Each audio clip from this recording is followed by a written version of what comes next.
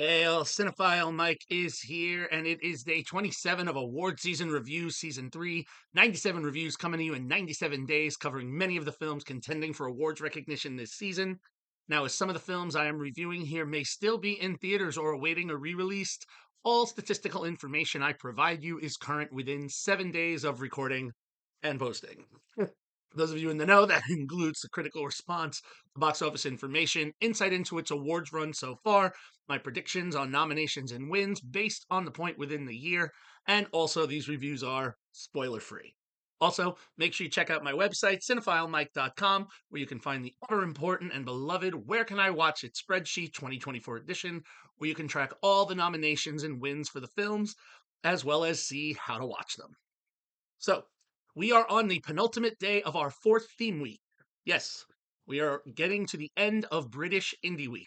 All of the movies that I've been looking at this week were nominated for at least one British Independent Film Award, and possibly many others, given that we now have nominations from several other award shows, and we now have the Oscars shortlists. So, let's get into this one, shall we?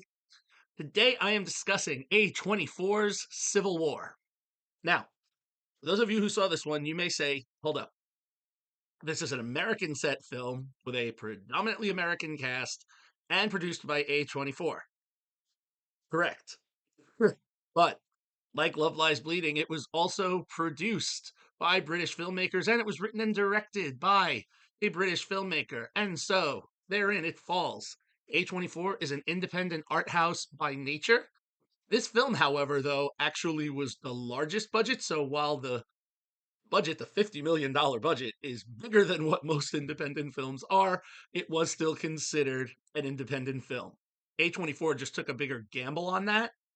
And, well, I'll get into it in a moment. Civil War was written and directed by Alex Garland and was released in the spring of this past year. Now, this film, like I said, had a $50 million budget and an additional $20 million marketing campaign. $70 million for an indie film. Did it pay off? Yes, it did. Domestically alone, after opening weekend where it made $25 million, the film ended its domestic run with $68,603,403 and then added an additional $57,582,527 from the international box office. So the film sits with a worldwide total of $126,185,957. So almost doubling the investment and the funds that went into it. Critically, we have a disparity with the film.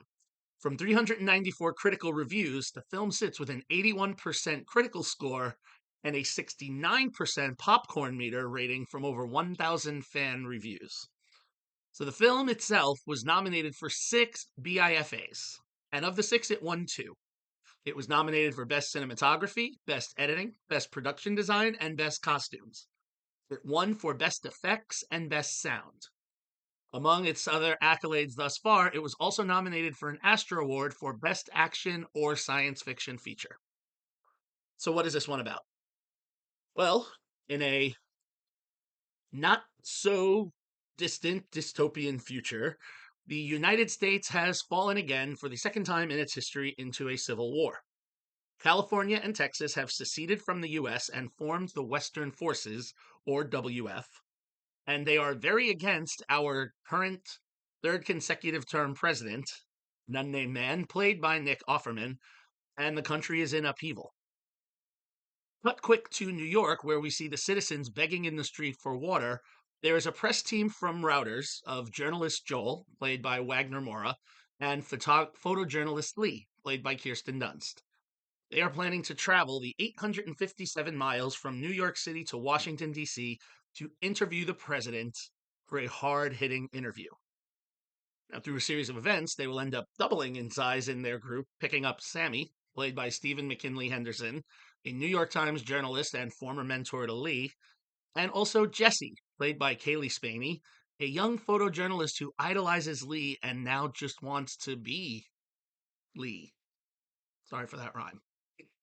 Our foursome hit the road in their truck, and to say that the journey won't be an easy one is an understatement. As they travel, they will encounter a sniper battle in the middle of a Christmas village. They'll travel to a town that, quote unquote, blissfully tries to ignore the war going on, and also come up against some uniformed militia that will cause our team to take drastic actions as we build towards a rather disturbingly epic shootout on the steps of the White House and beyond. Tragically, minor spoiler, as in war, there is casualty, and I would be remiss if I, didn't say that not everyone from this group or some of the other friends that we are going to meet along the way are going to make it to that final interview. Here's the thing. Civil War is quite a fascinating piece of art. I won't even get into the political parallels in some ways, but I'm sure most of you have picked up on it based on what I said, or if you've seen the trailer, or you've read about some of the controversy around the film. I won't lie, there are many moments in this film that are very uncomfortable to watch, and yet you can't really look away from it. Garland has assembled an excellent ensemble cast that provides truly wonderful performances with Dunst and Spaney as the standouts. Also, while I didn't specifically reference the character in my summary, there's an uncredited supporting role played by Jesse Plemons that is skin crawlingly good. Very disturbing, but he is incredible in this role. And, aside from the performances, it needs to be said that Garland works with his team to create some really fascinating moments where we are witness to truly graphic acts of violence or the reaction to said violence, and we don't hear a single sound. It's as if we're watching it through one of Dunst or Spaney's characters' camera lenses. Sound designer and supervising sound editor Glenn Fremantle is the reason for such an uncomfortable viewing experience. The selective use of sound or not, it really will keep you, the viewer, a bit jarred because you're not sure if you're going to hear what's going to happen or not. And this is just another element that they use to really raise the tension in the film. It's fascinating that such a scarily, potentially, you know, thought provoking film of what could very easily happen here was made by Garland and his longtime producer, Andrew McDonald. Maybe we just needed, the outside party to paint these images in the film to nail it as a true cautionary tale. So, what other awards chances does this film have? Well, given the love that it had at the BIFAs and the respect that Garland and McDonald have in the industry, it's possible that Civil War could enter many of the same categories that it did at the BIFAs at the BAFTAs.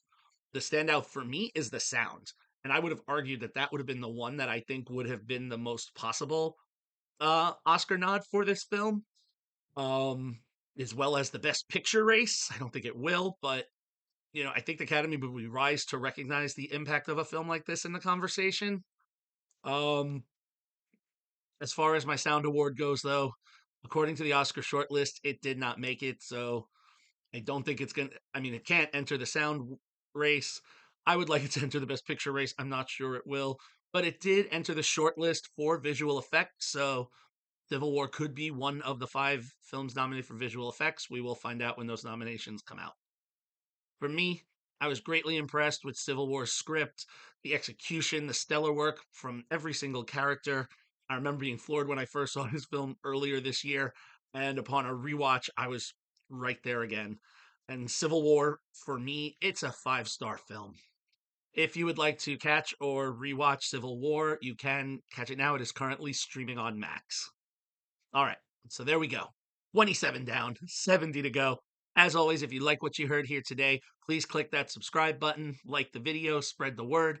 You can follow me, Cinephile Mike, on all social media platforms and on Letterboxd. And again, find lots of great information on my website, cinephilemike.com. All right, until next time, everyone, this is Cinephile Mike saying take a break and watch something new.